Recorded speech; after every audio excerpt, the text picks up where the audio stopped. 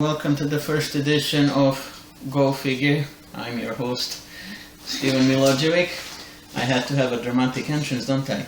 Anyway, I'm here today to talk to you about this particular toy line that you see in front of me, which is Marvel Universe, that was made a long time ago by Toybiz, while it was still in existence. These figures were usually made in 10-inch size, and they would come in a very colorful packaging, such as this one right here. This is the only sample that I have. And numerous characters, as you can tell on the box, were actually available, but not all. For example, Thor and Hulk were never made, for some strange reason. But majority of the rest of the characters you see here were made, and I will show you some samples right here.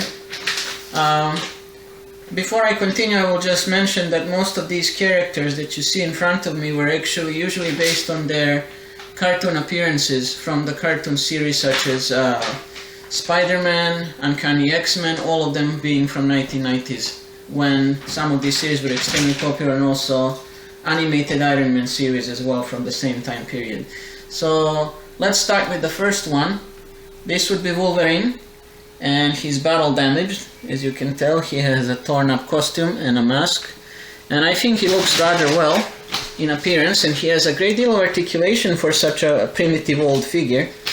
He would have elbow movements, the head movement, and legs would go all the way up and they would bend in the knees, and he was actually made along with many other important X-Men characters in the same size, and there was also a lot of variants of Wolverine in different costumes. Okay, the next in line we have is the Green Goblin. What happened with the Green Goblin was that unfortunately he was never released with his glider vehicle, but he did come with a pumpkin bomb, which I believe was just molded into the hand, and with his satchel in which he would carry all these bombs. So this was a very nice solid figure, and I would believe it was just a replica of the smaller 5-inch size that was released of the same exact sculpt, except enlarged this time around. And the next one after that would be this massive looking Iron Man. Now people would forgive me if I am not quite sure which armor he's wearing, but the way it seems to me he would wear his regular armor from the cartoon series.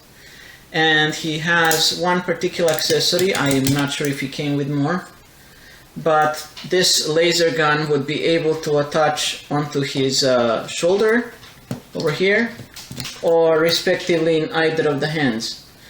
I personally like this particular one because he feels quite a bit heavy, and he's quite massive, same articulation as Wolverine earlier. And then next one in line is the enemy of Iron Man, who also frequently appeared in the animated series, and this is Mandarin, the most famous of enemies of Iron Man. And as you can tell, he has his rings of power molded right onto his fists that he would use to cause trouble to Iron Man. Next, after that, we would go to Human Torch from the Fantastic Four, again one of the known, short-lived unfortunately, cartoon series from 1990s.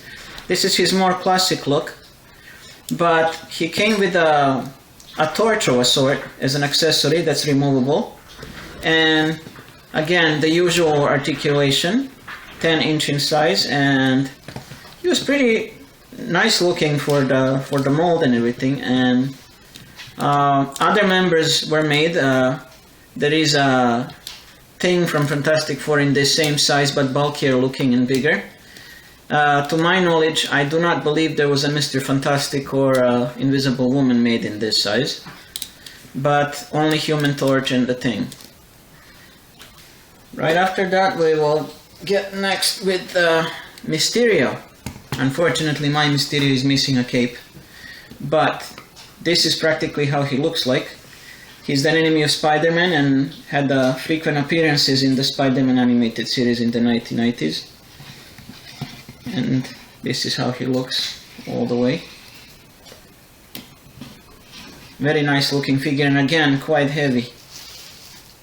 And then we have Daredevil in his classic red costume and holding a bow of some sort. Very nice figure again, very nice sculpt. And then the final loose one we have here is Dr. Octopus, based again on Spider-Man animated series with the exact look, and comes with all of the tentacles. Very nicely done. And then the last one would be this box set, which I already showed earlier, but at least I am not at this present time opening it just yet, but you can tell that it has a variant of Venom, who is all painted silver, and one of the regular costume Spider-Man versions. Nonetheless, the packaging is very beautiful, and there were several characters just like these who were released in a 2-pack like this back in the 1990s. And this is how the back looks like.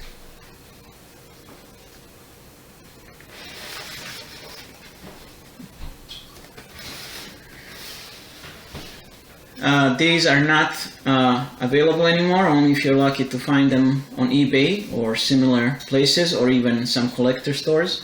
Usually they're not very expensive, but they're worth getting for the fact that they look beautiful on a display when you put them together. And they might be compatible also with Marvel Hero Titans from Hasbro, which are the large figures from present day, but more about them next time. Thank you for watching. Bye.